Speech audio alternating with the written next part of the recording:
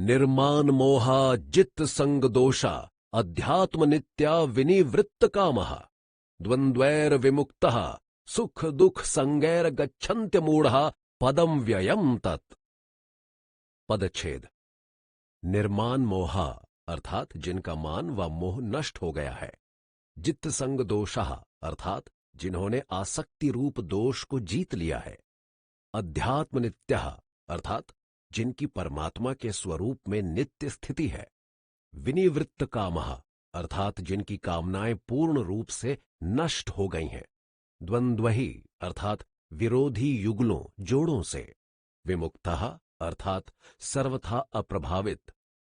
सुख दुख संज्ञहि अर्थात सुख दुख नामकों से। गच्छन्ति अर्थात प्राप्त होते हैं। अमूढ़ा अर्थात ज्ञानी जन। पदम अर्थात परम धाम को। अव्ययम अर्थात अविनाशी को। तत् यानी उसको। अनुवाद। जिनका मान व मोह नष्ट हो गया है, जिन्होंने आसक्ति रूप दोष को जीत लिया है, जिनकी परमात्मा के स्वरूप में नित्य स्थिति है, व जिनकी कामनाएं पूर्ण रूप से नष्ट हो गई हैं, ऐसे वे सुख दुख नामक विरोधी युगलों से सर्वथा अप्रभावित ज्ञानी जन उस अविनाशी परमधाम अर्थात ब्रह्म को प्राप्त होते हैं।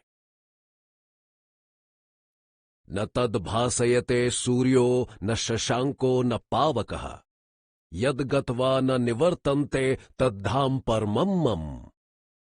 पदच्छेद। न यानी नहीं, तत् यानी उसको, भासयते अर्थात प्रकाशित कर सकता है, सूर्य अर्थात सूरज, न नहीं, शशांकः अर्थात चांद, न नहीं, पावकः अग्नि, यत् जिसको, गत्वा जाकर, प्राप्त होकर, न नहीं, निवर्तन्ते अर्थात लौटते हैं, तत् यानी वह, धाम निवास स्थान, परमम अर्थात सर्वोत्कृष्ट, मम यानी मेरा। अनुवाद। जिस परम पद अथवा मोक्ष धाम को प्राप्त होकर मनुष्य संसार में नहीं लौटते, उस स्वयं प्रकाश परम धाम को न सूरज प्रकाशित कर सकता है, न चांद और न अग्नि ही। वह ही मेरा सर्वोत्कृष्ट निवास स्थान है। ममैवांशो जीवलोके जीवभूतः सनातनः मनः षष्ठानि इंद्रियाणि प्रकृतिस्थानि कर्षति। पदच्छेद। मम यानी मेरा, एव ही, अंशः अर्थात भाग टुकड़ा, जीवलोके अर्थात जीवात्मा के निवास स्थान शरीर में, जीवभूतः अर्थात जीवात्मा, सनातनः अर्थात अनादि, मनः षष्ठानि अर्थात मन को छठा करने वालियों को, यानी मन समेत 6 बन जाने वालियों को, इंद्रियाणि अर्थात 5 इंद्रियों को, प्रकृति स्थानी अर्थात त्रिगुणमयी माया में स्थित हुइयों को, कर्षति अर्थात आकर्षित करता है। अनुवाद। शरीर में जीवात्मा मेरा ही अनादि भाग है और वही त्रिगुणमयी माया में स्थित मन सहित 5 इंद्रियों को आकर्षित करता है। टिप्पणी। पिछले श्लोक में भगवान ने कहा था कि जिसको प्राप्त होकर यह जीव संसार में वापस नहीं आता, वही उनका परम धाम है। इस कथन पर यह शंका हो सकती है कि जब हर संयोग के उपरांत वियोग अनिवार्य है, तो परम धाम में गए हुए जीव का भी कभी ना कभी वहां से लौटना अवश्य होता होगा। फिर उपरोक्त वक्तव्य की सार्थकता कैसे सिद्ध हो सकेगी? अतः भगवान ने प्रस्तुत श्लोक में जीवात्मा को अपना ही अंश बतलाकर इस शंका की निवृत्ति की है। इसमें एक दृष्टांत भी है।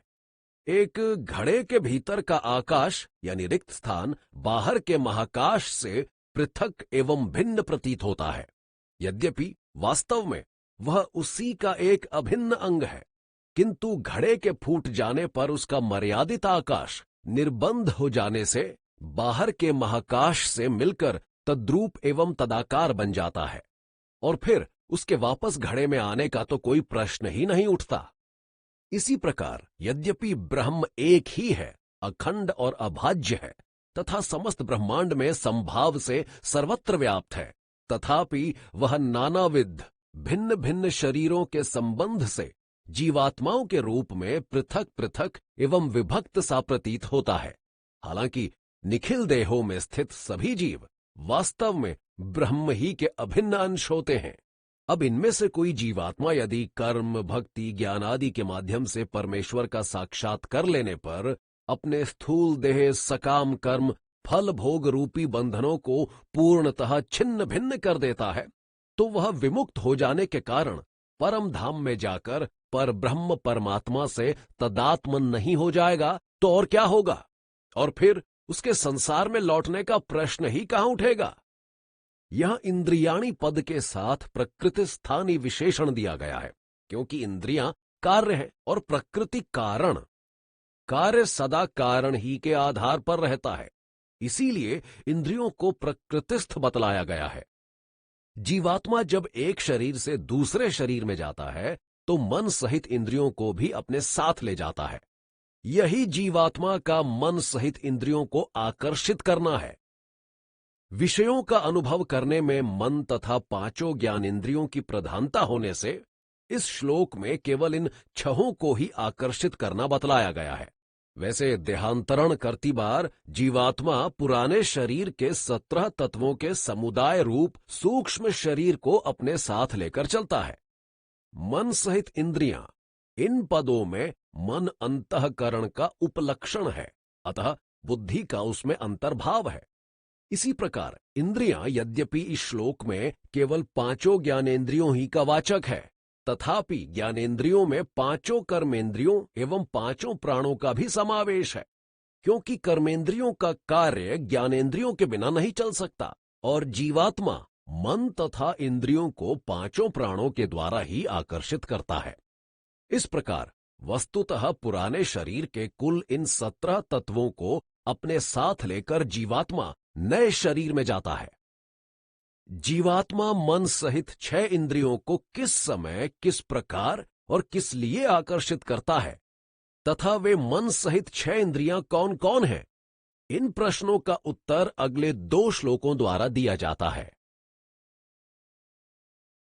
शरीरम यदवापनोति यच्चाप्युत्क्रामतीश्वरः गृहीत्वैतानि संयाति वायुर्गंधानि वाशयात्। पदच्छेद। शरीरम अर्थात शरीर को, यत यानी जिसको, अवापनोति अर्थात प्राप्त होता है, यत यानी जिसको, च यानी फिर, अपि यानी भी, उत्क्रामति अर्थात छोड़ता है, ईश्वरः अर्थात स्वामी, गृहीत्वा अर्थात ग्रहण करके, एतानि अर्थात इनको, संयाति अर्थात जाता है, वायु अर्थात पवन, गंधान अर्थात गंध को, इव यानी जैसे, आशयात अर्थात स्थान से। अनुवाद।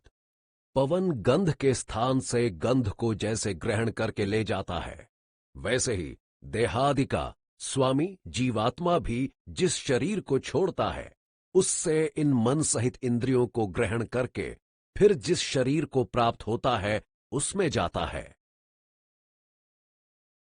श्रोतम चक्षुः स्पर्शनम च रसनम घ्राणमेव च अधिष्ठाय मनश्चायम विषयानुपसेवते। पदच्छेद। श्रोत्रम अर्थात कान को, चक्षुः अर्थात आंख को, स्पर्शनम अर्थात त्वचा को, च यानी और, रसनम अर्थात जिह्वा को, घ्राणम अर्थात नाक को, एव अर्थात ही, च अर्थात तथा, अधिष्ठाय अर्थात आश्रय करके, मनः अर्थात मन को, च यानी और, अयम अर्थात यह, विषयान अर्थात भोग विषयों को, उपसेवते अर्थात सेवन करता है। अनुवाद। यह जीवात्मा कान, आंख व त्वचा को तथा जिह्वा, जीभ, नाक और मन को आश्रय करके अर्थात इन सब के सहारे से ही भोग विषयों का सेवन करता है।